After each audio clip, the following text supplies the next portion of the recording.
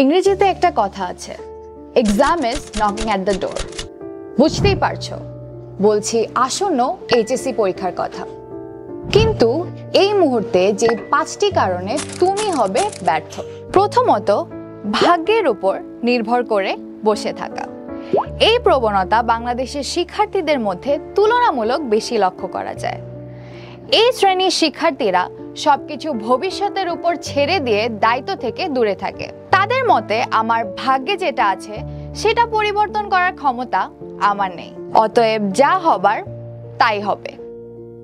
দ্বিতীয়ত, ঘন্টার পর ঘন্টা ফেসবুক, ইউটিউব, নাটক, সিনেমা এগুলো দেখে তুমি যে সময় নষ্ট করছো তার সাথে তোমার লক্ষ্যের কোনো সংযোগ নেই।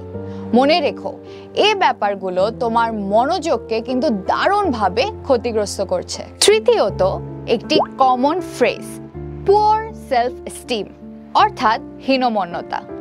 নিজের প্রতি বিশ্বাস ও সম্মান না থাকলে বেহাল দশায় পড়ে লক্ষ্য অর্জনে তুমি হবে ব্যর্থ। চতুর্থত, শৃঙ্খলার অভাব, অর্থাৎ গতানুগতিক জীবনধারা থেকে চ্যুত হওয়া। যেমন দেরিতে ঘুম থেকে ওঠা, আহার দেরিতে করা ইত্যাদি।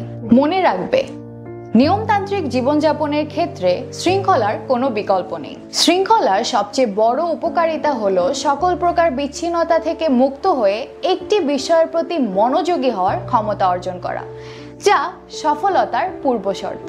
পঞ্চমত, লক্ষ্য নির্ধারণ না করা। জীবনে ব্যর্থ হওয়ার কারণ অনুসন্ধান করতে গেলে বেশিরভাগ ক্ষেত্রে যে কারণটা দেখা যায় সেটা হলো লক্ষ্য নির্ধারিত না থাকা। লক্ষ্যহীন ব্যক্তি ওই নাবিকের মতো, সে জানে না সে কোথায় যাবে। মূল কথা হলো, মানুষ কখনো ব্যর্থ হয় না। হয়তো সে সফলতা অর্জন করে, নয়তো অভিজ্ঞতা অর্জন করে। মনে রাখবে, তুমি প্রকৃতপক্ষে তখনই ব্যর্থ হবে যখন তুমি হাল ছেড়ে দিবে।